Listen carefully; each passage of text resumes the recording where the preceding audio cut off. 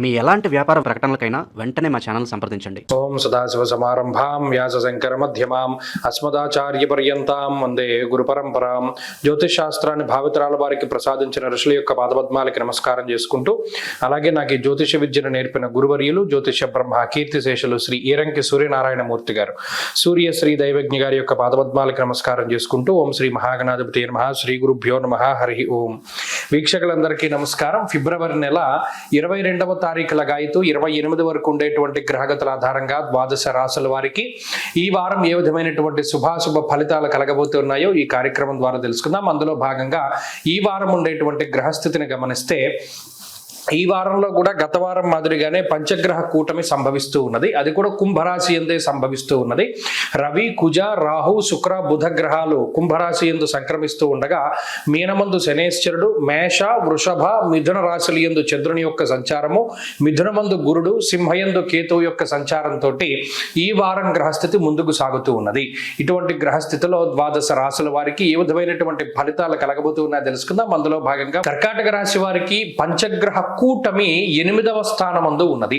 కర్కాటక రాశికి చెందినటువంటి వారందరూ పునర్వసు 4వ పాదం, పుష్యమి 4 పాదాలు, ఆశ్లేష 4 పాదాల్లో జన్మించినటువంటి వారందరూ కూడా అతి జాగ్రత్తగా గడపవలసినటువంటి వారం ఈ వారము.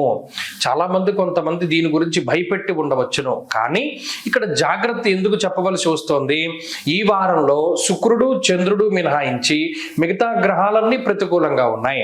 అష్టమ రవి, అష్టమ కుజుడు, అష్టమ రాహు తోటి కలిపి ఉన్న కారణం చేత కొంచెం క్రూర గ్రహాలు అష్టమంలో బాగా ఇబ్బంది పెట్టేటువంటి స్థితి ఉంటుంది. ఇది దేని మీద ప్రభావాన్ని చూపెడుతుంది? దుర్దోష శత్రు సంవాద గమనం వ్యధ. పాత శత్రువులు మరలా తిరిగి పైకి రావడము, వారు కొత్త శత్రువులను కలుపుకొని మీ మీద దాడి చేస్తూ ఉండడము, లేదా స్థాననాశ రుణచ్ఛేద అష్టమస్తే ధనాసుతే అన్నారు. అసలు చిచ్చి మనం ఈ ప్రాంతాన్ని వదిలిపెట్టి వెళ్ళిపోవాలి అనేటువంటి భావన చాలా బలపడుతూ ఉండడము, లేదా మనం ఎక్కడికైనా వెళ్ళిపోవాలి అనేటువంటి భావన వస్తూ ఉండడము. అలాగే అష్టమంలో ఉండేటువంటి రాహువు కూడా అనారోగ్య సమస్యలను ఎక్కువ తీసుకొస్తాడు. ఉదర సంబంధమైన సమస్యలు, జీర్ణం కాకపోవడము, అసలు రుచించకపోవడము, మనం ఏదైనా తింటుంటే ఉత్త గడ్డి తిన్నట్టే ఉండడము, దానికి సంబంధించినటువంటి రుచి వాసనలు ఇవేవి కూడా తెలియకుండా ఉండడము, వైరల్ ఇన్ఫెక్షన్స్, ఏదైనా జ్వరము లేదా దగ్గు లేదా కాళ్ళ తిమ్మిర్లు లేదా ఏదైనా చిన్న చిన్న గాయాలు అవుతూ ఉండడము, ఇలా ఏదో ఒక శారీరకమైనటువంటి అసంతృప్తి. అలాగే కాలిన గాయాలు, కోసుకున్న గాయాలు లేదా విద్యుత్తుకి సంబంధించినటువంటి గాయాలు, ఇలా ఏదో ఒకటి మాటికి అది తీవ్రతరం కాకపోయినా చాలా ఇబ్బంది పెడుతూ ఉంటుంది. ఎలా ఇబ్బంది పెడుతుంది? యక్షరాక్షసగతే. ఇక ఒక రాక్షసుడు ఎలా ఇబ్బంది పెడతాడో, వాడు ఎంత ఆనందాన్ని పొందుతూ ఉంటాడో పక్కవాడిని ఇబ్బంది పెట్టి, అలా ఈ గ్రహస్థితి మిమ్మల్ని ఇబ్బంది పెడుతుంది. కాబట్టి ఈ వారంలో మాత్రం కర్కాటక రాశి వారు చాలా జాగ్రత్తగా ఉండాలి. ఉద్యోగ పరంగా కానీ, వ్యాపార పరంగా కానీ, కుటుంబ పరంగా కానీ ఏ విధమైనటువంటి నిర్ణయాలు కూడా తీసుకోకూడదు. అటు హెల్త్ కొంచెం అటు ఇటుగా నడుస్తుంది.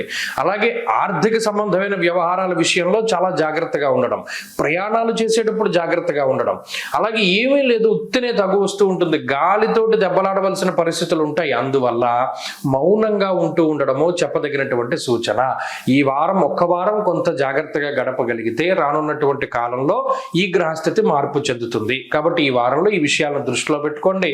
ఎక్కువగా సుబ్రహ్మణ్యారాధనే ఎక్కువగా చేస్తూ ఉండంటే మంచి ఫలితాలు వస్తాయి. ఈ వారంలో కలిసి వచ్చేటువంటి రోజు సోమవారంగా చెప్పవచ్చును. అదృష్ట సంఖ్య 8, అదృష్ట వర్ణము తెలుపు.